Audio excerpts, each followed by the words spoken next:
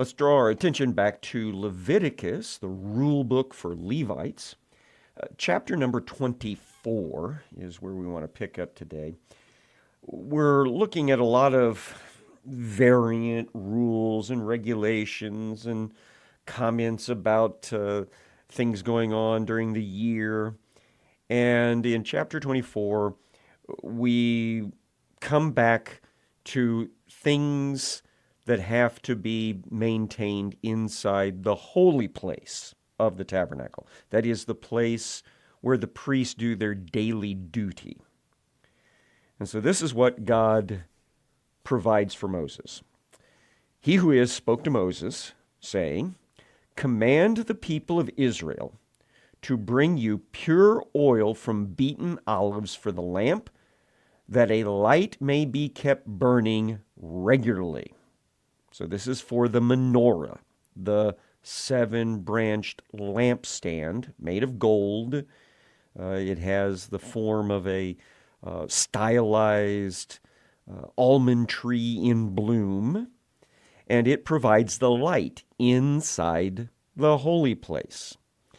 And I've talked about the idea that the seven branches are a reference to the 7 days of the week, and that effectively the light of God's Word, the light of God's Holy Spirit guidance is being presented here in this form.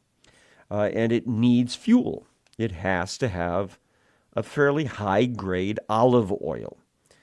Verse number 3, outside the veil of the testimony, that's a reference to the veil between the holy place, where the priests do their daily work, and the most holy place where the Ark of the Covenant, God's portable throne, is located. Outside the veil of the testimony in the tent of meeting, Aaron shall arrange it from evening to morning before he who is regularly. And we talked about how when he comes in to do the morning sacrifice, that is the morning incense offering, while the morning sacrifice is being offered outside on the great altar, he will also trim the lamps, the 7 lamps, meaning he will probably pull out the burned wick, replace it with a brand new one. He'll fill it up or top off each of the lamps with the high-grade olive oil, and make sure that the light is transferred to this new wick. And so the light will always be shining here in the tabernacle. It shall be a statute forever throughout your generations. He shall arrange the lamps on the lampstand of pure gold before he who is regularly. So we need the light of God, like the psalmist says. Your word is a lamp unto my feet and a light unto my path, right? That idea. Then across the way from the menorah is on the south side of the tabernacle building. On the north side is the table of the bread of God's presence, which is another representation of daily interaction with God. And this is the instruction. You shall take fine flour and bake 12 loaves from it. Now, the 12 is not that hard to figure out just on our own. It's the 12 tribes of Israel. They are being represented as being in God's presence day by day. Now, how big are these loaves? Well, they're 2/10 of an ephah. Shall be in each loaf. An ephah is less than a, let's see, it's several 2-liter pop bottles worth of flour, if you want to look at it that way. You shall set them into piles, 6 in a pile. Now, this is the place where we find out that they are stacked in 2 stacks. Now, the bread, don't think of a loaf of bread like we have in our modern Western society. These are like giant pitas, as you still see in the Middle East. And so there's 6 of them in each stack. They're on the table of pure gold before he who is, and you shall put pure frankincense on each pile. Now, it doesn't say how much. Maybe it's just a little sprinkle, that it may go with the bread as a memorial portion, as a food offering to he who is. We've got this frankincense representing prayer. So the people are represented by the bread, and the incense represents the prayers of those people. Every Sabbath day, now I really love this part, Aaron shall arrange it before he who is regularly. It is from the people of Israel as a covenant forever. And it shall be for Aaron and his sons, and they shall eat it in a holy place, since it is for him a most holy portion out of he who is his food offerings, a perpetual due. Now later in the regulations regarding the temple, we have a better understanding of this ceremony that would take place every week. In that case of the temple that was designed by David with Holy Spirit influence, it was understood that there were courses of priests. Not all the priests could serve at the exact same time. So they were divided up, 24 courses, and each course would serve 1 week. Now, of course, they can't travel on a Sabbath day. That's a rest day. So that means that the course that's coming on duty has to have arrived on the 6th day of the week before the Sabbath begins. And the course that's going off duty can't leave until the 1st day of the week after the Sabbath is over.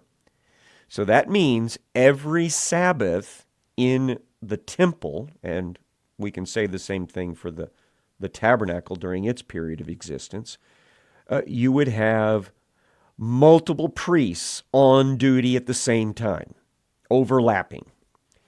And the bread of the presence is to be swapped out, I think, at the end of each Sabbath, which means on Saturday night, right before the sun goes down. And then once the 1st day of the week begins, after the sun has gone down on Saturday night, then new bread is going to be baked and put in its place, probably in some sort of special ceremony. And what would happen is that all the priests involved in these special ceremonies would eat the bread together, the special bread that has been there for a week in God's presence. Now, my guess is, and that's all it is that there were also probably 12 cups of wine that sat on this temple or on this tabernacle table all week, and more than likely that wine was swapped out for new wine on the 1st day of the week, and probably the priests used that to wash down the bread. So that I picture it that every week, as the Sabbath turned into the 1st day of the week, the priests would gather around the table of the Lord, and they would break bread and drink of the wine. Now, that sounds so much like the practice of weekly communion to me, and I love it, love it, love it.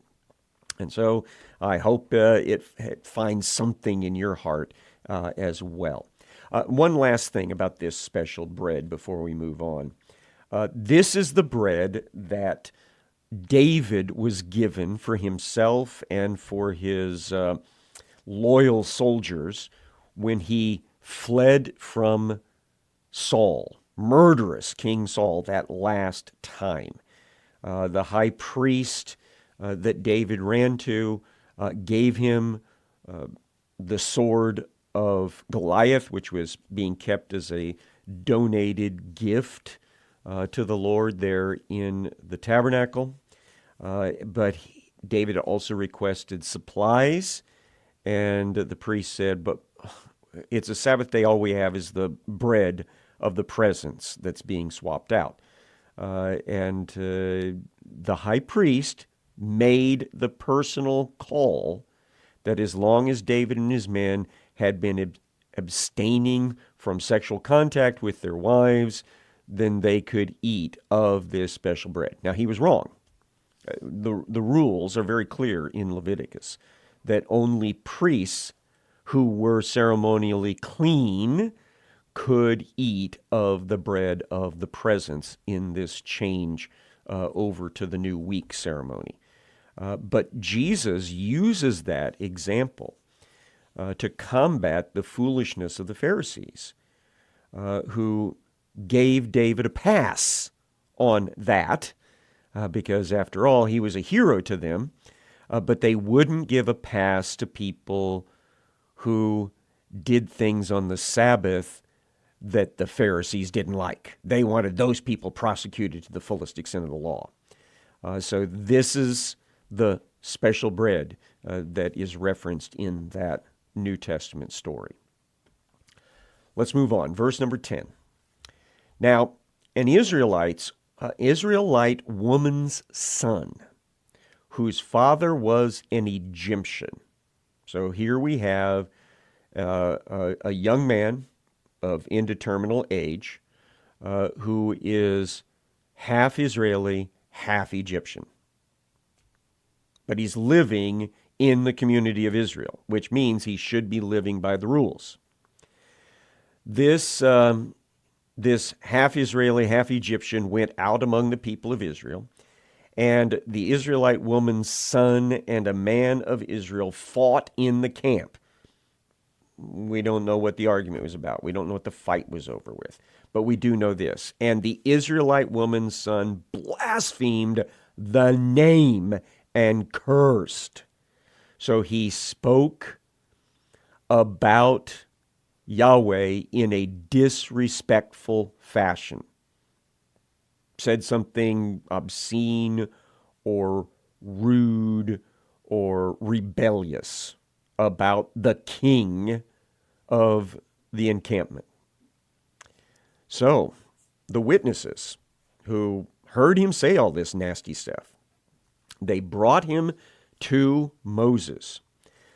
His mother's name was Shalomit, the daughter of Dibri, of the tribe of Dan. That, of course, is going to be in the record of this judicial action. That's why it's here in the book of Leviticus. They put him in custody till the will of he who is should be clear to them, because there have been places besides the Ten Commandments that say you shall not use the name of he who is your God in vain. But there was nothing up to this point, apparently, describing what the penalty for doing so was. So he who is spoke to Moses, saying, bring out of the camp the one who cursed, and let all who heard him lay their hands on his head. These are the witnesses. And let all the congregation stone him. So here, blasphemy takes on a capital crime. It becomes a capital crime.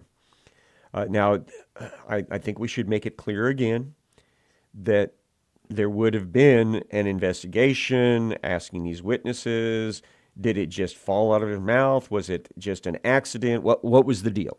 What was the context of this happening? And it would have become very clear in the testimony that this man has no respect for he who is. And that's why he said the things that he said. And so that makes him a rebel, a traitor to the king. And so that is why it is a capital crime. Speak to the people of Israel, saying, whoever curses his God shall bear his sin. Meaning that there will be consequences. Whoever blasphemes the name of he who is shall surely be put to death, and so all the congregation shall stone him. The sojourner, so that's the temporary resident of the land of Israel, because this will be applied to the land of Israel eventually, as well as the native. When he blasphemes the name, he shall be put to death. So that was God's response. And then we have a repeat of some other laws that we've already gone over regarding the execution of justice, not always death, whenever people have committed crimes. Verse 17, whoever takes a human life shall surely be put to death. Now, we know from other passages it is intentional murder that is capital crime. Accidental death, different story. Whoever takes an animal's life shall make it good, life for life. So if you end up killing your neighbor's animal, then you owe your neighbor an equivalent animal. If anyone injures his neighbor as he has done it, it shall be done to him. Now, this is very important to understand. This that we're about to read, lex talionis, I think that's the term a lot of people know it by, eye for an eye. This is the rule of the court. This is not individual response. So, in other words, God is telling the court what they should do in dealing with criminal behavior. He's not telling people what to do when you've been injured.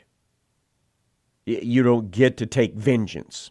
The difference between vengeance and justice is that justice is carried out by a third party after carefully weighing things judicially. Okay? So if you injure your neighbor, then you're going to have the same thing done to you that you did to them. For example, fracture for fracture. You break your neighbor's arm, then apparently if the judges decide that you did it on purpose or you did it because you weren't paying due care to another person, then they can cause an executioner. Now, remember, use that in the sense of somebody that carries out a task. Then they can cause an executioner to break your arm at exactly the same spot. Now, what's the point? The point is that maybe you'll think before you do anything to anybody else because you don't want to have the same thing done to you. Seems like we have a New Testament principle that is the more positive equivalent to that. Do unto others as you would have them do unto you. Right? That's the idea. Eye for eye, tooth for tooth.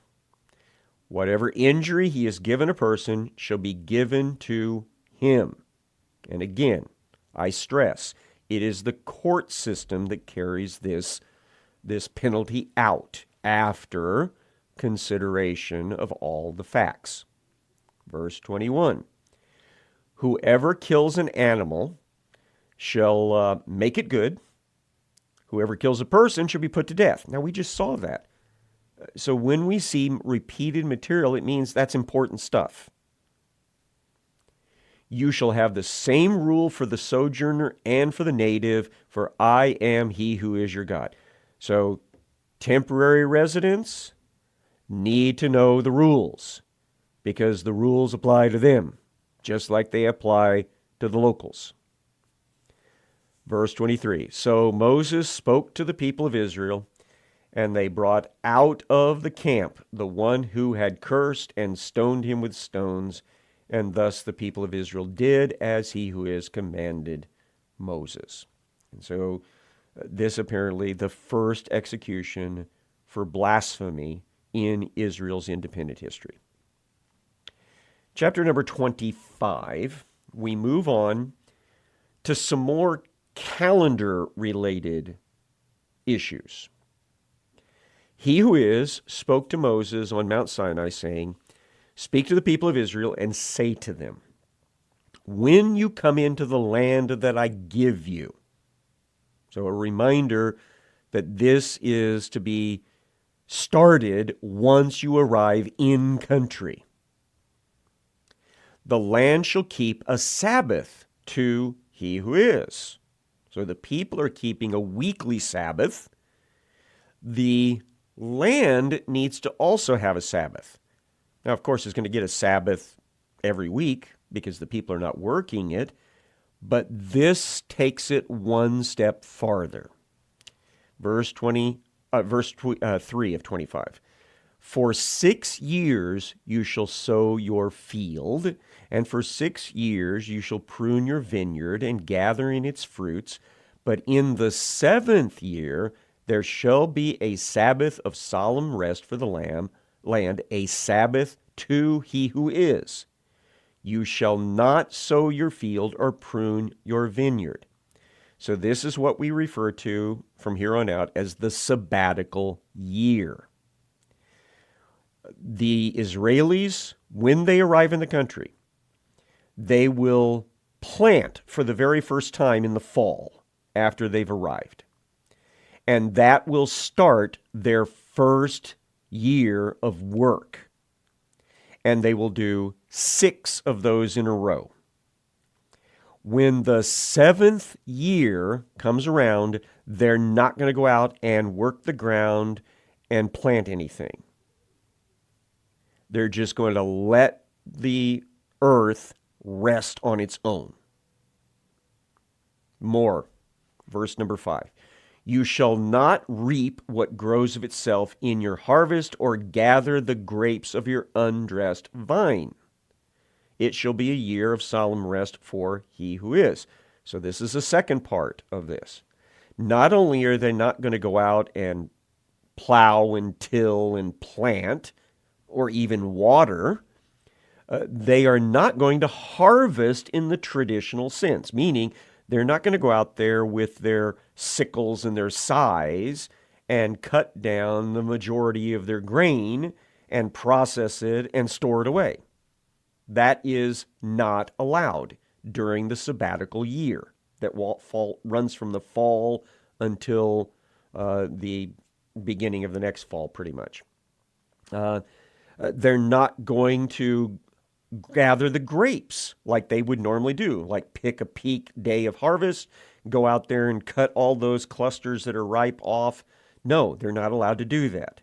Same thing with the olive trees. They don't whack the branches on a peak day. They let those things alone. Now, in a bit, we'll find out who gets to utilize all of that grain that pops up on its own, because volunteer grain always pops up.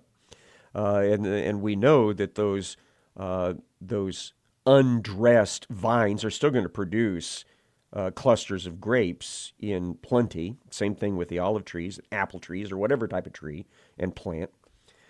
So who's going to use that? We'll get to that. Verse number 6. "The Sabbath of the land shall provide food for you, for yourself, and for your male and female slaves, and for your hired worker, and the sojourner who lives with you, and for your cattle, and for the wild animals that are in your land.